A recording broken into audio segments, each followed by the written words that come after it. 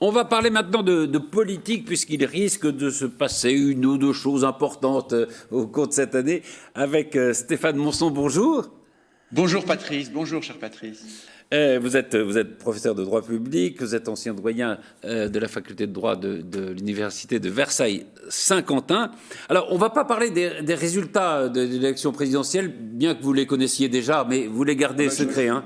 Oui, ne vous inquiétez pas, je les garde secrets, je les ai Jusqu'au déjà. 24 avril. Bien sûr, voilà. Vous ne dites rien. Mais on va essayer d'analyser un peu ce qui peut se passer dans les prochains mois dans la politique française. D'abord, un mot peut-être sur cette élection présidentielle au suffrage universel voulu par le référendum voulu par le général de Gaulle. C'est l'élection la plus importante de la Ve République. Oui, absolument. On peut même dire que, si vous voulez, c'est vraiment la clé de voûte des institutions de la Ve République, qui à l'origine sont quand même, comment dirais-je, reconfigurées en 1958 pour restaurer l'autorité de l'État et très clairement pour reconstruire un nouveau régime, essentiellement autour de la figure dominante d'un homme.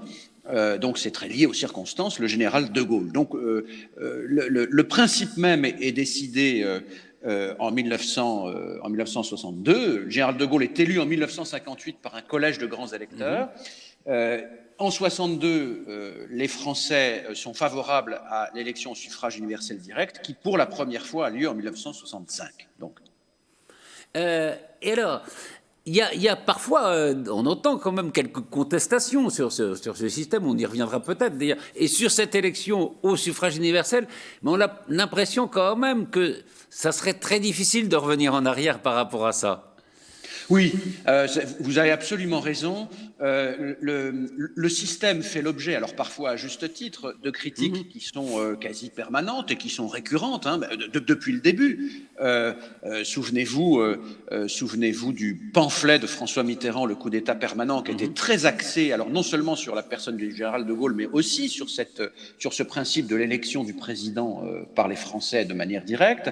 Il y a eu notamment de manière assez récente, quelques projets de sixième République où il n'est pas toujours question de maintenir ce système, mais je pense fondamentalement, alors il ne faut jamais dire jamais, mais qu'au-delà de tout ce qu'il peut être dit, que les Français sont très attachés à ce système de l'élection directe du président.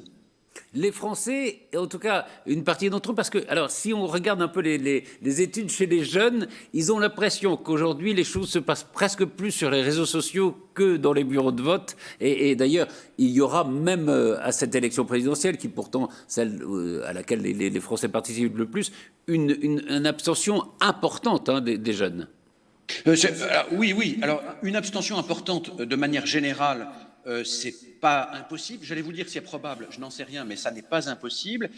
Une abstention plus prononcée du côté des jeunes, j'allais vous dire, là c'est un grand classique. On sait que les jeunes votent moins. Alors, de façon générale, il y a quelques exceptions, et on suppose qu'à ce scrutin qui aura lieu dans 3 mois, les jeunes s'abstiendront peut-être encore plus. Mais c'est une illusion. J'allais dire, la vraie vie, c'est pas la vie des réseaux sociaux. La vraie vie, c'est ce qui se passe dans l'arène politique et dans l'espace public.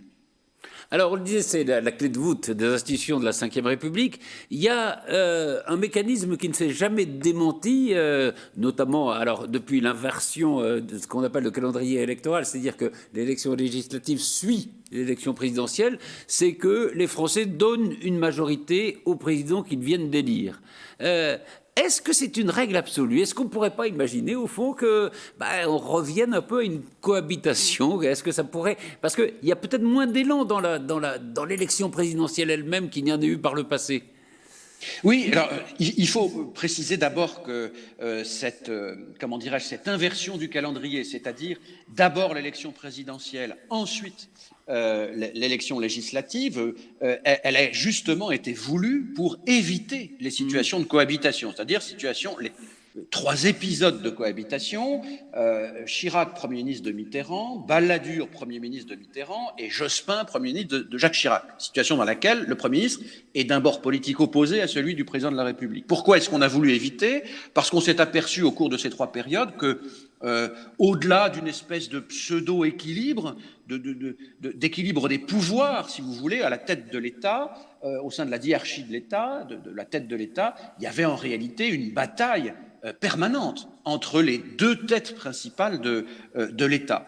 Donc, est-ce que c'est fondamentalement une bonne chose que de cristalliser de cette manière les élections législatives et de les rendre dépendantes de l'élection présidentielle? En termes d'efficacité, oui, sans aucun doute. En termes de respiration politique, en termes de marge politique, probablement non. Et vous avez raison, rien n'est écrit. Après tout, même si ces deux scrutins ont lieu à 2 ou 3 mois d'intervalle, rien ne dit que le président de la République qui sera élu disposera d'une majorité solide à l'Assemblée, à l'Assemblée nationale. Pour autant, est-ce qu'il faut j'allais dire, revenir sur ce système ou peut-être le nuancer. Là encore, je n'en suis pas sûr. Il faut y aller prudemment. Vous avez certaines propositions qui consistent à dire on pourrait instaurer des élections législatives en plein milieu du quinquennat, c'est-à-dire au bout de 2 ans et demi après l'élection présidentielle, pour remettre en quelque sorte les compteurs à zéro. Là, je ne suis pas sûr que les Français y soient prêts. Ça nous rapprocherait sur ce point de la démocratie américaine, qui est une démocratie alors extrêmement qui est dotée d'une très forte vitalité, puisque tous les 2 ans il y a des élections majeures qui se déroulent entre les midterm elections. Donc ça veut dire qu'on est en campagne électorale permanente. Ça, je suis pas sûr que les Français y soient réellement prêts.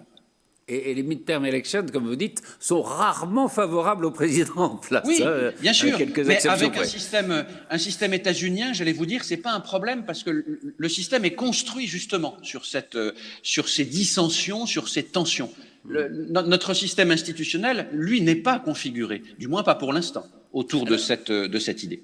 Il y a un gros problème même démocratique qui se pose. On voit comme il y a un éparpillement au fond des voix. Les candidats qui sont sélectionnés pour le deuxième tour sont en gros à plus ou moins 20% des voix.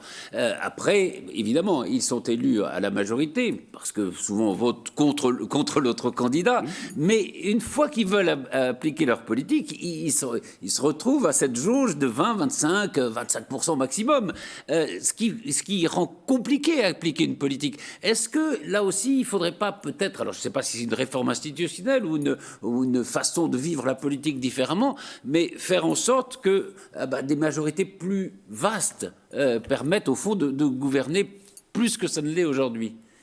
Alors, oui, sur le fond, vous avez raison, ça m'inspire 2 observations. La première, pour signaler que la logique de l'élection à 2 tours, telle qu'elle se pratique en France pour l'élection présidentielle, c'est celle-ci, c'est celle que vous avez décrite. Au premier tour, je choisis, au second tour, j'élimine. Donc ça veut dire que l'essentiel du vote du second tour, c'est un vote de rejet. Le vote du premier tour est un vote d'adhésion, mais la grande majorité du corps électoral au second tour se prononce surtout par un refus de ce qu'il ne veut pas voir arriver au pouvoir. Mais la seconde observation, c'est que votre idée en quelque sorte de coalition, de consensus autour de formations politiques plus larges, susceptibles de former une majorité, ce système-là, il serait concevable pour les élections législatives, bien entendu. Alors, ce qui pourrait obliger le président à négocier avant l'élection, mais ce système-là n'est pas concevable, si vous voulez, appliqué strictement à l'élection présidentielle elle-même. Alors, est-ce que nous serions prêts pour les élections législatives à ce genre à quelque chose qui ressemblerait à une coalition à l'allemande, par exemple? Dans le passé, on n'a pas été loin. On cite toujours 1988, 1991, oui. Michel Rocard, qui avait avec l'aide de Mitterrand d'ailleurs, noué des alliances qui se sont avérées assez fragiles, mais ça a finalement pas si mal fonctionné. Mais il ne faut pas oublier que la France n'est pas, la vie politique française n'est pas fondée sur l'idée de consensus. Elle est plutôt, la vie politique française, elle est plutôt fracturée, alors sans que ça n'a rien de déplorable ni de désastreux. La vie politique fonctionne sur des fractures, à condition que les gens acceptent de se parler et de débattre. Je ne crois pas à l'importation en France d'un modèle de démocratie consensuelle tel qu'on peut le voir se pratiquer en Allemagne ou dans certaines démocraties du nord de l'Europe. Je crois culturellement, là encore, nous n'y sommes pas vraiment prêts. Sauf peut-être si la proportionnelle, mais enfin c'est un autre débat à arriver. Vous avez raison. Il y a autre chose aussi, vous parliez justement de cette tradition française de la fracture. La Ve République a été historiquement vécue comme une fracture entre de la droite et la gauche, enfin une coupure de la France entre la droite et la gauche. 2017, ça a été un grand changement, puisque les deux partis qui avaient gouverné jusque-là n'ont pas été présents au deuxième tour. Donc c'était un total changement. On entend beaucoup de voix qui disent qu'il faut revenir à cette coupure droite-gauche. Alors, d'abord, ça pose un problème, parce que la droite, on voit bien, elle essaye de revenir. La gauche, elle est tellement divisée qu'on ne voit pas quelle serait cette coupure droite-gauche. Mais est-ce que vous pensez qu'elle est, j'allais dire, consubstantielle à la France, cette coupure droite-gauche, ou est-ce qu'on est peut-être passé à autre chose avec l'élection d'Emmanuel Macron? Alors, c'est à la fois très complexe et donc très intéressant ce que vous évoquez.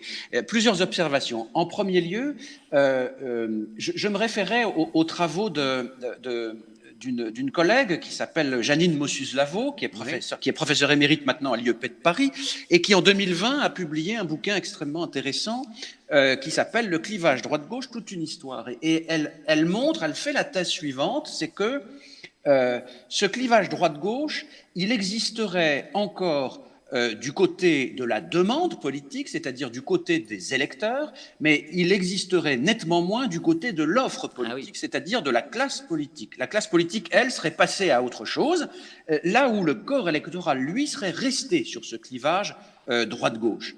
Alors, ce qu'on peut dire, cette thèse n'est pas inintéressante. Ce qu'on peut dire, c'est qu'il faut néanmoins la nuancer. Je ne suis pas loin d'y adhérer, mais en la nuançant de manière assez considérable, au regard notamment, je cite un second auteur majeur, qui est Marcel Gauchet, qui a beaucoup travaillé sur cette histoire du clivage gauche-droite, et qui démontre que ce clivage, au fond, depuis 1789 et surtout depuis le XIXe siècle, il a toujours été très relatif, très évolutif, beaucoup plus qu'on ne peut le dire. La droite d'aujourd'hui n'a presque plus rien à voir avec ce qu'elle était au XIXe siècle, idem pour la gauche. Et il y a donc une relativité assez forte, finalement, y compris du côté du corps électoral, y compris de ce que Janine Mossus-Lavaux appelle la demande. À gauche, on admet aujourd'hui beaucoup plus une sorte de résignation à l'égard de la mondialisation. À droite, j'allais dire la droite qui pour moi m'apparaît fréquentable, la droite parlementaire et républicaine, on admet beaucoup plus aujourd'hui une forte tolérance au sujet des mœurs, par exemple, au sujet des sujets sociaux. Donc les choses sont beaucoup plus nuancées qu'elles n'y paraissent. Et puis il y a un autre point qui est relatif, ça c'est du sondage, mais du sondage très intéressant sur le sentiment d'appartenance du côté du corps électoral, à la gauche ou à la droite. Ce sentiment d'appartenance, il est assez fort du côté, d'une part, du parti Les Républicains. Les sympathisants du parti Les Républicains ont une conscience assez forte d'appartenir à la droite.